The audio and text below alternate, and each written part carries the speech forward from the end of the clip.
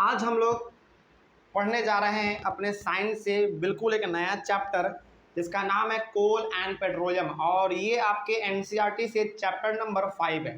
ठीक ना, चलिए डिस्कस करेंगे आज हम लोग पूरी तरीके से डिटेल्ड रूप में कि आखिर कोल क्या होता है और पेट्रोलियम क्या होता है ना। तो कोल में भी हम लोग बहुत कुछ अलग अलग चीज़ों के बारे में पढ़ेंगे और पेट्रोलियम के टॉपिक में भी हम लोग अलग अलग चीज़ों के बारे में पढ़ेंगे, और बहुत कुछ आपको इस चैप्टर में नया सीखने को मिलेगा, है ना, जिसके बारे में आप सुने तो हैं लेकिन उनके बारे में आपको आइडिया नहीं है कि आखिर वो ऐसा है तो फिर क्यों है ना। आप जानते हैं बहुत चीज़ों के बारे में, आप जानते हैं कोल के बारे में, पेट्रोलियम के बारे में आप जानते हैं, है ना। कोयला, कोल का मतलब कोयला, आप उसके बारे में जानते हैं। पेट्रोलियम मतलब क्या हो गया हमारा, डीजल, केरोसिन, फिर से पेट्रोल, मोमबत्ती, ये सब जो है ना पेट्रोलियम से ही बनता है। आप इस सब के बारे में जानते हैं, लेकिन इसके पीछे का नॉलेज क्या है, कॉन्सेप्ट क्या है, इसके बारे में थोड़ा बहुत आप नहीं भी जानते होंगे।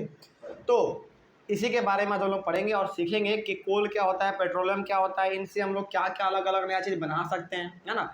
इसी चैप्टर में हम लोग पढ़ने वाले हैं। तो ये चैप्टर पूरी तरीके से आपका कोल और पेट्रोलियम के आसपास ही घूमने वाला है, चक्कर खाने वाला है। ठीक है, चलिए स्टार्ट किया जाए। लेकिन कोल एंड पेट्रोलियम को पढ़ने से पहले आपको बहुत कुछ जानना पड़ेगा, जो कि आपके बुक से ही लिया गया है, कहीं बाहर से नहीं है ना। यदि आप एनसीईआरटी बुक को एकदम लाइन बाय लाइन पढ़ेंगे ना तो आपको ये सब टॉपिक मिलेगा जो हम लोगों ने यहाँ पे लिख रखा है, ये हर चीज़ मिलेगा आपको। चलिए तो एक एक करके हम लोग स्टार्ट करते हैं कि आखिर क्या क्या हमको इसमें नया सीखने को मिल सकता है। ठीक है, सबसे पहला है रिसोर्स। रिसोर्स को हिंदी में हम लोग कहते हैं संसाधन। रिसोर्स को हिंदी में क्या कहेंगे, संसाधन। लेकिन इंग्लिश में क्या कहेंगे रिसोर्स को, रिसोर्स का क्या डेफिनेशन होना चाहिए, जानते हैं इसके बारे में। Anything in the environment which can be used to satisfy our need is called resource. मतलब कि इस वातावरण में, इस इन्वायरमेंट में, आपके आसपास जो कुछ भी है उसको इस्तेमाल करने से यदि आपको सेटिस्फैक्शन मिलता है, यानी कि आपको संतुष्टि मिलता है, आपका जो ज़रूरत है यदि वो पूरा होता है, तो उन्हीं चीज़ों को हम लोग कहेंगे रिसोर्स। ठीक है, फॉर एग्जाम्पल के तौर पे क्या है, pen, pencil, cycle, aeroplane etcetera. Example, मान लीजिए कि हमको एक पेन का ज़रूरत था, ठीक ना, मेरा पेन ख़त्म हो गया था, हमको किस चीज़ का ज़रूरत है, एक पेन का। और यदि हमको पेन मिल जाए तो क्या होगा, मेरा नीड, मेरा जो ज़रूरत था वो पूरा हो गया ना, हमको सेटिस्फेक्शन मिल गया ना, यानी कि हमको संतुष्टि मिल गया ना। तो जो हमारे चीज़ों को, यानी कि जो हम जिस चीज़ की हमको ज़रूरत है, यदि वो पूरा हो जाए किसी चीज़ों के द्वारा, तो वो चीज़ हमारा क्या कहलाएगा, रिसोर्स कहलाएगा। फॉर एग्जाम्पल, अभी हमने लिया कि हमको पेन का ज़रूरत था, पेन हमको मिल गया, तो वो हमारे लिए क्या हो गया, रिसोर्स हो गया, है ना। एग्जाम्पल और समझिए, पेंसिल, एक बच्चे था जिसका पेंसिल खो गया, उसको पेंसिल मिल गया तो उसका क्या होगा, ज़रूरत पूरा हो गया, है ना, वो बच्चा खुश हो जाएगा, तो वो हो गया हमारा रिसोर्स। साइकिल भी एक हमारा रिसोर्स है। आपको कहीं दूर जाना है, स्कूल जाना है, कॉलेज जाना है, कोचिंग जाना है, कहीं भी जाना है, तो साइकिल का इस्तेमाल करते हैं आप, है ना। तो साइकिल से भी आपका ज़रूरत पूरा हो गया, है ना। आपको लग रहा था कि यार मेरा कोचिंग इतना दूर है, कैसे जाएंगे, लेकिन आपके पापा आपको साइकिल ला कर दे दिए, तो आपका ज़रूरत पूरा हो गया, आपको खुशी हुई, आपको संतुष्टि मिला, है ना। तो वो भी हमारा क्या हो गया, एक रिसोर्स हो गया। एरोप्लेन, बहुत बच्चे को सपना होता है, बहुत बच्चे को क्या, लगभग हर किसी को सपना होता है कि हम एरोप्लेन पे चढ़ें। एरोप्लेन पे चढ़ने से उनका क्या होता है, उनको खुशी मिलता है, संतुष्टि मिलता है, उनको जो वो चाहा था उसका वो पूरा हो गया। तो जो भी चीज़ हम लोग रिसोर्स को ऐसे कर सकते हैं डिफाइन कि जो भी चीज़ आपके आसपास है, यदि उसको इस्तेमाल करने से आपका ज़रूरत पूरा होता है, आपको संतुष्टि मिलती है, आपको सेटिस्फैक्शन मिलता है, तो वो चीज़ कहलाएगा हमारा रिसोर्स। ठीक है, कोई डाउट इसमें। चलिए, जैसे आप बुक पढ़ते हैं, बुक भी आपका क्या है, एक रिसोर्स है। आप कपड़े पहनते हैं, कपड़े भी आपका क्या है, एक रिसोर्स है, क्योंकि वो आपकी ज़रूरत को पूरा कर रहा है ना। आगे बढ़ते हैं फिर, तो रिसोर्स क्या होता है मालूम चल गया, कोई डाउट इसमें। चलिए आगे बढ़ते हैं फिर। उसके बाद हमारा है एक नेचुरल रिसोर्स क्या होता है ना। रिसोर्स के बारे में तो आपने सुन लिया, नेचुरल रिसोर्स क्या होता है इसके बारे में जानिए, क्या लिखा हुआ देखिए। Resource which are obtained from nature is called natural resource. Example, air, water, soil, sunlight etcetera. तो जो भी चीज़ आपके ज़रूरत को पूरा करे और वो चीज़ किसी आदमी के द्वारा ना बनाया गया हो बल्कि नेचर के द्वारा बनाया गया हो, प्रकृति के द्वारा बनाया गया हो, उसी को हम लोग कहेंगे नेचुरल रिसोर्स। ठीक है, एग्जाम्पल देखते हैं हम लोग। एयर, हवा, क्या हवा किसी इंसान ने बनाया क्या, नहीं, ये तो ऑटोमेटिक हमारे पास नेचर में है। लेकिन सांस लेने से हमको क्या होता है, सांस लेते तो हम लोग जिंदा है ना, यानी कि जिंदा रहने के लिए किस चीज़ का जरूरी है, सांस का होना जरूरी है, हवा का होना जरूरी है। तो एयर हमारा क्या एक रिसोर्स हुआ, लेकिन कौन सा रिसोर्स हुआ, नेचुरल रिसोर्स हुआ। क्यों, क्योंकि ये इन्वायरमेंट में पाया जाता है ऑटोमेटिकली, नेचर के द्वारा ये बनाया गया है, किसी आदमी के द्वारा नहीं बनाया गया है। पहली बात तो आपने ये समझ ली। दूसरी बात कि एयर हमारे ज़रूरत को पूरा करता है, यदि एयर नहीं रहेगा तो हम लोग भी जिंदा रह पाएंगे क्या, नहीं रह पाएंगे। तो मोटा मोटी हम लोग यहाँ पे कह सकते हैं कि वो हमारे ज़रूरत को पूरा कर रहा है। तो जो भी चीज़ आपके ज़रूरत को पूरा करे और वो नेचर के द्वारा बनाया गया हो, है ना, इन्वायरमेंट में ऑटोमेटिक वो है, तो वो हमारा कहलाएगा नेचुरल रिसोर्स। ठीक है ना, आगे बढ़ते हैं। फिर एयर हो गया, वाटर हो गया, पानी भी कोई नहीं बनाता है, पानी नेचर के द्वारा बनाया हुआ है ना। उसके बाद सॉइल, मिट्टी, क्या मिट्टी आप बनाते हैं क्या, नहीं, मिट्टी के तो ऑटोमेटिक हमारे पास है। सनलाइट, क्या सनलाइट आप बनाते हैं क्या, नहीं, वो तो नेचर के द्वारा दिया गया है, लेकिन सनलाइट से हमारा जरूरत पूरा तो होता है ना, हमारा कपड़ा सूखता है, हमको गर्मी महसूस होती है ना। तो ये भी हमारा एक नेचुरल रिसोर्स ही है, कोई डाउट इसमें। चलिए आगे बढ़ते हैं। फिर उसके बाद natural resources are broadly classified into 2 kinds. अब हमारे पास नेचुरल रिसोर्स जो है ना वो 2 प्रकार के होते हैं। नेचुरल रिसोर्स 2 प्रकार के होते हैं। पहला हो गया हमारा एग्जॉस्टिबल नेचुरल रिसोर्स और दूसरा हो गया इनएग्जॉस्टिबल नेचुरल रिसोर्स। 2 प्रकार के रिसोर्स हैं, पहला एग्जॉस्टिबल और दूसरा इनएग्जॉस्टिबल। चलिए इन दोनों के बारे में हम लोग एक एक करके जानते हैं। सबसे पहले हम लोग जानेंगे एग्जॉस्टिबल रिसोर्स के बारे में। क्या होता है एग्जॉस्टिबल रिसोर्स, जानिए इसके बारे में। Those natural resources which are present in a limited quantity in nature and can be exhausted by human activities are called exhaustible natural resource. मतलब कि ऐसा रिसोर्स जो कि इन्वायरमेंट में है, वो नेचुरली है, मतलब कि वो किसी के ह्यूमन के द्वारा नहीं बनाया गया है, लेकिन उसका इस्तेमाल करने से वो ख़त्म हो सकता है, ऐसे रिसोर्स को हम लोग कहेंगे एग्जॉस्टिबल नेचुरल रिसोर्स। देखिए यहाँ पे 2 वर्ड इस्तेमाल किया गया है, 3 वर्ड है, पहला एग्जॉस्टिबल, दूसरा नेचुरल और तीसरा रिसोर्स।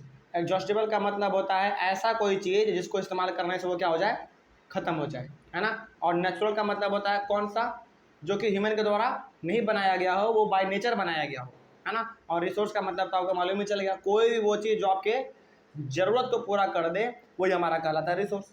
तो ऐसा नेचुरल रिसोर्स जो कि आपके ज़रूरत को पूरा करे, लेकिन इन्वायरमेंट में वो बहुत ही लिमिटेड मात्रा में है, यानी कि कम मात्रा में है, इस्तेमाल करने से वो क्या हो सकता है, ख़त्म हो सकता है। तो ऐसे रिसोर्स को हम लोग कहते हैं एग्जॉस्टिबल नेचुरल रिसोर्सेज। कोई डाउट इसमें।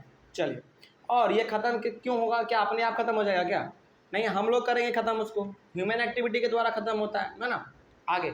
लेकिन अब एग्जाम्पल के यदि बात आए कि एग्जॉस्टिबल रिसोर्स हमारा कौन कौन होता है, तो जानिए इसके बारे में क्या है।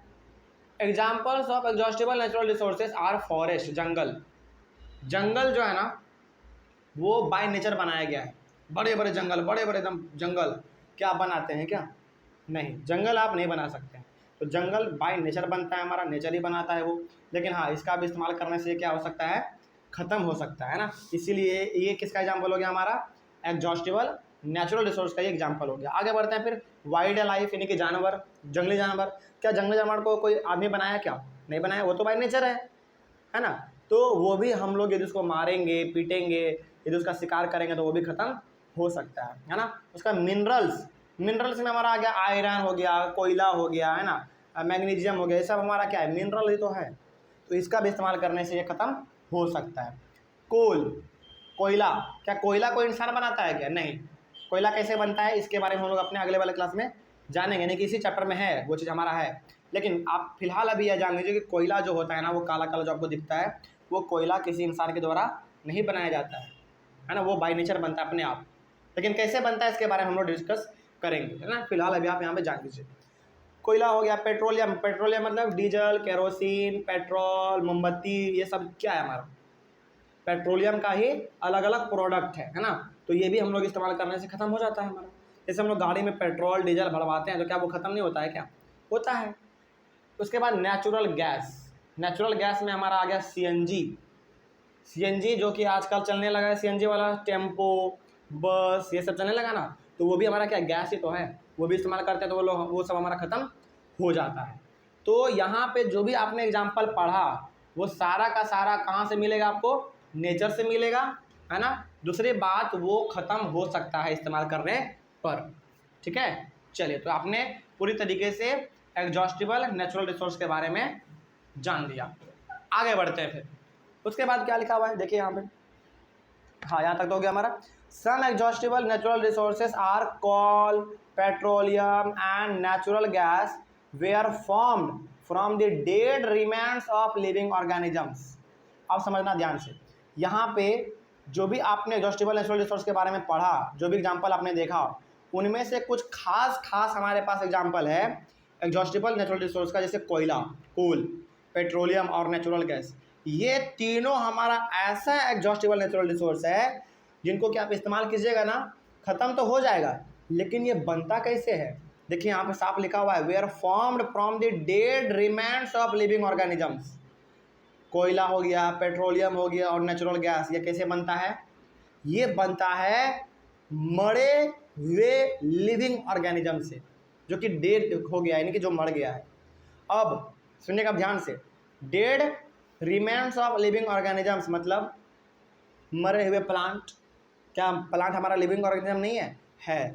मरे हुए जानवर, ये क्या हमारा मरे हुए जानवर, हालांकि वो तो मर गया बाद में, लेकिन पहले तो वो लिविंग ही था ना। तो याद रखिएगा हमेशा, इसको हम लोग आगे पढ़ेंगे भी, ठीक ना। कोयला हो गया, पेट्रोलियम हो गया, नेचुरल गैस हो गया, ये सारा हमारा कैसे बनता है, मरे हुए लिविंग ऑर्गेनिज्म से, यानी कि जो पहले जिंदा था वो अब मर गया। एग्जाम्पल आपने क्या, आप क्या दे सकते हैं इसका, प्लांट और एनिमल दे सकते हैं, है ना। और उसी मरे हुए प्लांट और एनिमल को हम लोग क्या कहेंगे, फॉसिल कहेंगे।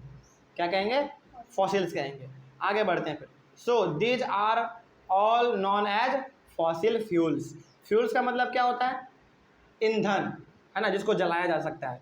तो अब क्या कोयले को आप जलाते हैं, जलाते हैं। क्या आप पेट्रोलियम को जलाते हैं, जलाते हैं, अपने गाड़ी में जलाते हैं हम लोग। क्या नेचुरल गैस को आप जलाते हैं, सीएनजी को जलाते हैं आप। तो अब जब आप इन सभी को जला सकते हैं तो ये बना किससे, हमारा फॉसिल से बना, है ना। और उन्हीं चीज़ों को हम लोग क्या कहेंगे, फॉसिल फ्यूल्स कहेंगे, ठीक है। तो फॉसिल फ्यूल्स इसको कहेंगे, एक सेंटेंस में यदि बताना हो तो कैसे बताएंगे, ऐसे फ्यूल्स, ऐसे ईंधन जिसको कि जलाया जा सकता है और वो बने किससे हो, रिमेन ऑफ लिविंग ऑर्गेनिजम्स, ठीक है। कोई डाउट इसमें? चलिए, dead remains of living organisms, तो जिससे जो कि हमारे मरे हुए प्लांट हैं, मरे हुए एनिमल हैं, उनसे जो हमारा फ्यूल बनता है, यानी कि उनसे जो हमारा ईंधन बनता है। कोल क्या एक ईंधन ही तो है, पेट्रोलियम भी एक ईंधन है, गैस भी हमारा एक ईंधन है ना। उनसे मरे हुए प्लांट से और मरे हुए एनिमल से जो हमारा ईंधन बनेगा, उनको हम लोग क्या कहेंगे, फॉसिल फ्यूल्स कहेंगे, ठीक है। चलिए आगे बढ़ते हैं फिर। अब फॉसिल फ्यूल्स के बारे में आपने जान तो लिया, लेकिन कभी कभी एग्जाम में ना पूछ देता है कि व्हाट इज़ फॉसिल फ्यूल्स, उसका डेफिनेशन पूछ देता है ना। जान तो लिया आपने क्या होता है फॉसिल फ्यूल, लेकिन डेफिनेशन आ जाए तो क्या इसे लिखेंगे, वही चीज़ इसमें भी लिखा हुआ है ना। डेफिनेशन में वही चीज़ लिखा हुआ है जो कि आपने यहाँ पर ऊपर में समझा। क्या लिखा हुआ है देखिए, the fuels formed from the dead remains of living organisms बuried under the earth long ago are called fossil fuels. मतलब कि ऐसे फ्यूल्स जो कि पहले जिंदा थे लेकिन अब क्या हो गया, वो मतलब कि कोई ऐसा लिविंग ऑर्गेनिज्म जो कि पहले जिंदा था लेकिन अब वो मर गया। एग्जाम्पल आप प्लांट दे सकते हैं, एनिमल दे सकते हैं, है ना। और मरने के बाद क्या हुआ, पूरी तरीके से ज़मीन के अंदर चला गया वो, है ना। ज़मीन के अंदर जाने के बाद बहुत लंबे समय के बाद वो क्या बन गया, फॉसिल फ्यूल बन गया, ठीक ना। यानी कि एक ऐसा ईंधन बन गया जिसको कि हम लोग जलाने में इस्तेमाल कर सकते हैं, ठीक है। तो फॉसिल फ्यूल्स मेनली हमारा एक ऐसा फ्यूल होता है, ऐसा ईंधन होता है जिसको कि हम लोग जला सकते हैं, पहली बात। दूसरी बात, वो बनेगा किससे, dead remains of living organism, मतलब कि जो पहले जिंदा था अब वो मर गया, है ना। एग्जाम्पल आपसे पूछे तो क्या बताएंगे आप, प्लांट और एनिमल, तो इसी को हम लोग कहते हैं फॉसिल फ्यूल्स। आगे बढ़ते फिर। तो आपने क्या पढ़ा था ऊपर में, आपने पढ़ा था कि जो हमारा नेचुरल रिसोर्स है वो दो प्रकार का होता है। पहला हमारा होता है एग्जॉस्टिबल नेचुरल रिसोर्स, और उसके बाद हमारा होता है दूसरा इनएग्जॉस्टिबल रिसोर्स। तो आपने एग्जॉस्टिबल के बारे में जान लिया, अब जानिए कि आखिर इनएग्जॉस्टिबल रिसोर्स क्या होता है, जानिए इसके बारे में। Those natural resources which are present in unlimited quantity in nature, मतलब कि ऐसा नेचुरल रिसोर्स जो कि इन्वायरमेंट में बहुत ज़्यादा हो, अनलिमिटेड हो, उसका कोई भी तोड़ नहीं है ना, मतलब कि वो कमी कभी उसका नहीं हो सकता है, बहुत ज़्यादा हो।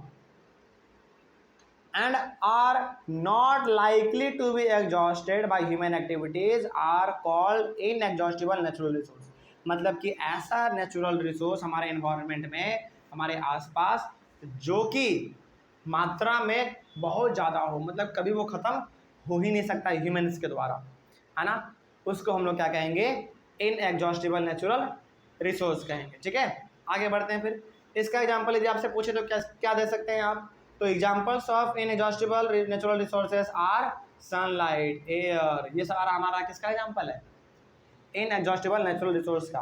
क्या कभी भी सनलाइट का कमी होगा, नहीं होगा, सनलाइट तो हमेशा हमको मिलता रहेगा। क्या एयर का कभी कमी होगा, नहीं होगा। हाँ, एयर का कमी कभी नहीं हो सकता है, लेकिन एयर को गंदा जरूर हम लोग करते हैं, है ना, गंदा हमारे कारण ही एयर होता है, लेकिन एयर हमेशा आपको मिलता रहेगा। हाँ, वो अलग बात है कि साफ़ एयर नहीं मिल पाएगा, क्योंकि हम लोग लगातार एयर को क्या कर रहे हैं, पोल्यूट कर रहे हैं, गंदा कर रहे हैं, है ना, लेकिन हाँ, एयर हमेशा मिलता रहेगा। साफ़ नहीं मिलेगा वो अलग बात है, लेकिन हमेशा एयर मिलता रहेगा। तो इसके साथ ही साथ और क्या एग्जाम्पल दे सकते हैं आप इसका, वाटर, वाटर कभी ख़त्म नहीं होने वाला है ना, वो बहुत ज़्यादा मात्रा में है, लेकिन हाँ, एयर गंदा जरूर हम लोगों के कारण हो जाता है। ठीक है, चलिए आगे बढ़ते हैं। फिर तो यहाँ पे आपने जो भी एग्जाम्पल देखा, ये पूरी तरीके से हमारा इनएग्जॉस्टिबल नेचुरल रिसोर्स का एग्जाम्पल था। यहाँ तक में कोई डाउट? चलिए, अगले वाले क्लास में हम लोग डिस्कस करेंगे कोल के बारे में, यानी कि कोयले के बारे में। ठीक ना, चलिए, इसमें कोई डाउट रहा? ऑनलाइन वाले बच्चे यदि आपको कोई डाउट रहा हो तो आप एक बार कमेंट कर लीजिएगा, और आपके कमेंट का जवाब दिया जाएगा। और मैं ये मान कर चल रहा हूँ कि आप इसका स्क्रीनशॉट लेकर बार बार नोट्स भी बना रहे हैं, क्योंकि ये सारा पॉइंट आपके एनसीईआरटी बुक से ही लिया गया है, और आपको मालूम है कि एनसीईआरटी बुक जो भी लिखता है वो बहुत ही वैल्यूबल चीज़ें होती हैं, है ना। चलिए, मिलते हैं फिर हम लोग अपने अगले वाले क्लास में। Thank you very much and have a nice day.